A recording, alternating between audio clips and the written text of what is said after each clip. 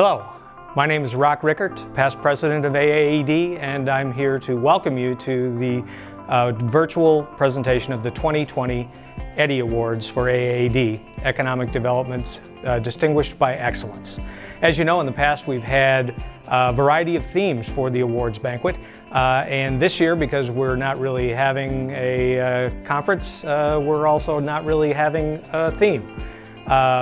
Still, to bring back memories of some of the things that we've done in the past, I've decided to have a costume change for each award that I'll present. Starting off with my first costume of the evening, relatively in line with what we are describing as our generic presentation of the EDDE Awards. The first award we have is Economic Developer, Small Community. The 2019 winner was Denise Earhart. Stay tuned to find out who this year's winner is.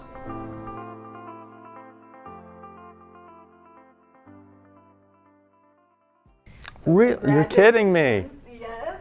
I can't. There you go. I had absolutely no idea. Wow. I'm totally in shock. I had no idea. And thank you, whoever wrote the application. Thank you. This is a complete surprise. My name is Tom Doyle, and I'm the Economic Development Manager for the City of El Mirage, and I've been employed there since 2013. Survey Steel was our first big development lead. It's a 50,000 square foot building, a three-phase project that will go up eventually to 150,000, plus it was rail served. And these were all new things for the City of El Mirage as far as tackling a large-scale non-retail development project. I like to look at El Mirage because we're relatively small, we're 10 square miles, we're kind of the Ace Hardware approach versus the Home Depot approach. And that because we're smaller, we have the flexibility to get things done, and our customers know who to contact if they don't or if they have issues. And every development, a new build, you're going to have issues that's going to pop up. And good economic developer is one that can capture it either beforehand or after and be able to work with the different departments and try to find a solution. You can approach things with sugar or with vinegar. My personal approach is to do it with sugar. Look for things that are doing right, publicly compliment the things that are doing right. If things need to be worked out, you try to work those out one-on-one and at the lowest possible level without going all the way up to the city manager. Let's try to find solutions, instead of pushing it and getting it out of control, and work our way up if need be. So customer relationships are absolutely essential. Economic developers are basic salespeople. We're selling our city, so it's so easy for us to want to jump in because we're very passionate about our cities, and we know the incentives and we know what's right. But the one thing that I learned is how important it is to listen. And if we get a new company that comes into El Mirage, I give them the floor first. I want to hear about them. Of course, doing research beforehand is vital, but I want to hear from their paradigm. What's going on? What are their needs? What are their desires for a particular site? It really helps me, and then I can adjust. So listening by far is the biggest tool, the most essential tool in the toolkit. We're a lean, mean fighting machine now when it comes to developments. Hi, I'm back. Ready to present the second 2020 EDDE Award, this one for Economic Developer of the Year, Medium Community. Last year's winner was Harry Paxton. You'll remember about 3 or 4 years ago we did a 70s theme in Tucson, and some of us were dressed up just like Disco Stu. I decided to go ahead and bring that costume back, but in a much simpler form. So let's stick around now to find out who the winner of this year's Medium Community Economic Developer of the Year is.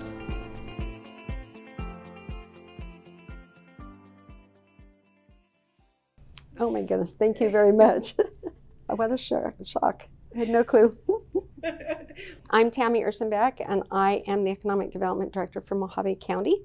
and I've been there since January 2019. So specifically in growing the county, when I came, we really didn't have a lot going on, and so I started making phone calls and recruiting people myself. Shelves West was already there. Shelves West is, their parent company is American Plastics. They make the black totes with yellow lids for Home Depot and Lowe's. They were 2 years ago grossing $3 million. And I met the plant manager, Clarence Higgins, just after, like within 3 weeks. We do not have a business retention expansion program, but I sat down and worked with him and said, what can we do to help you to grow? And some of the things that they have done to grow, they've obviously done on their own with some good leadership, but also we've included the Arizona at Work, we've included Bennett Bradley because they fall within the Kingman Industrial Park. And then I've worked with them. They've created programs where their turnover was pretty high turnover when I got there.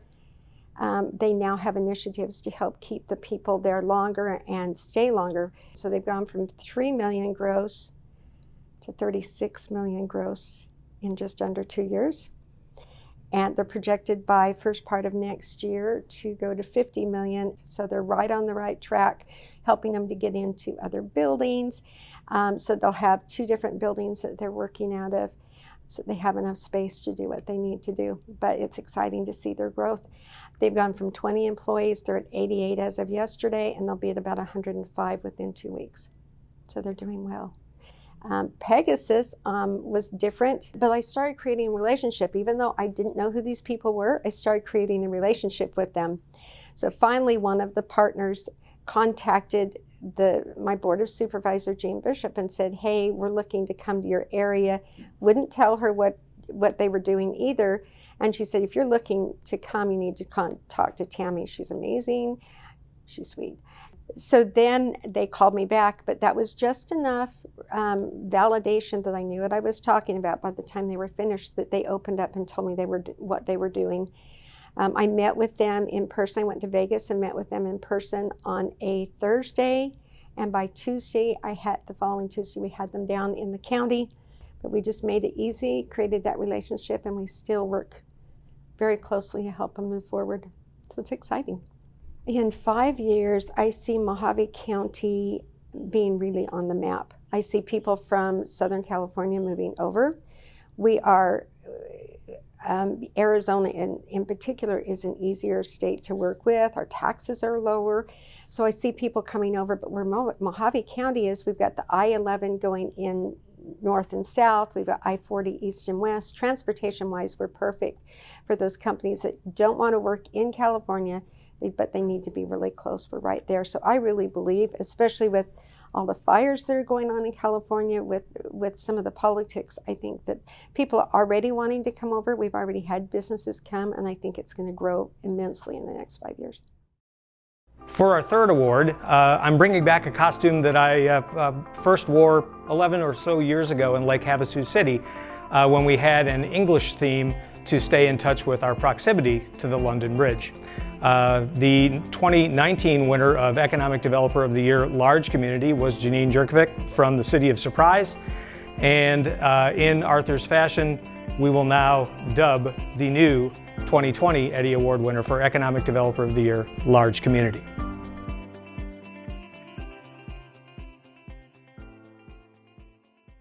Oh my God. Oh wow. I'm a little speechless, if I'm being honest. I was not expecting this whatsoever. I have to, give the credit to my team and the people that I work with every day. I couldn't do it without their support, and certainly don't do anything without them. Hi, I'm Jennifer Graves, and I serve as the Deputy Director for Economic Development in the town of Gilbert.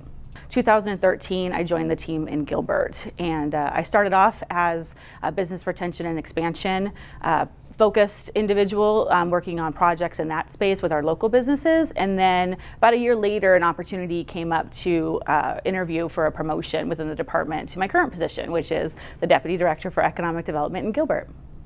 Another one of our big projects in the community over the last couple of years has been the recruitment of Deloitte to our community, to Gilbert. Deloitte brought their third U.S. delivery center to Gilbert in 2018. And with that, they had initially announced 1,500 jobs and about 100,000 square feet for the facility. There had always been plans to potentially expand in the community, and it was part of a three-phased, future project that they were talking about. And we were really fortunate that things were going so well in Gilbert that they added an additional 100,000 square feet to their project about 3 or 4 years ahead of their initially planned schedule. So that happened in 2019. My role, again, I was the lead on that project for our community, and worked hand in hand, though, with our legal team, with our development services team, with the developer, Nationwide Realty Investors, my director, Dan Henderson, and really everyone within the town to help get them into these buildings that they occupied, get them up and running, and get them integrated into the community. With our marketing and social media in Gilbert, we have taken a really proactive approach. We think it's a little different than maybe what other economic development groups were doing just a few years ago. This has been a big focus for not only our department, but for the entire town. Since I want to say probably over the last 6 or 7 years. We have an Office of Digital Government, which runs, it's not a communications department, but the town has an Office of Digital Government, which is really focused on that social media and digital communication. And then our department always had our own embedded marketing and communications administrator, and focused on really pushing the envelope when it comes to economic development marketing, being really, really active on social media, pushing out our stories, promoting our businesses, and just, again, trying to position ourselves. As a suburban community, you have to really kind of try to lift your voice. And the department, even before I came on board, has really spearheaded and put a huge emphasis on marketing communications. And again, not just on social media, but also engaging with the media directly, placing stories, bringing businesses with us to trade shows, and trying to get, press through that process, and just, I said, really, really spread our reach as a suburban community.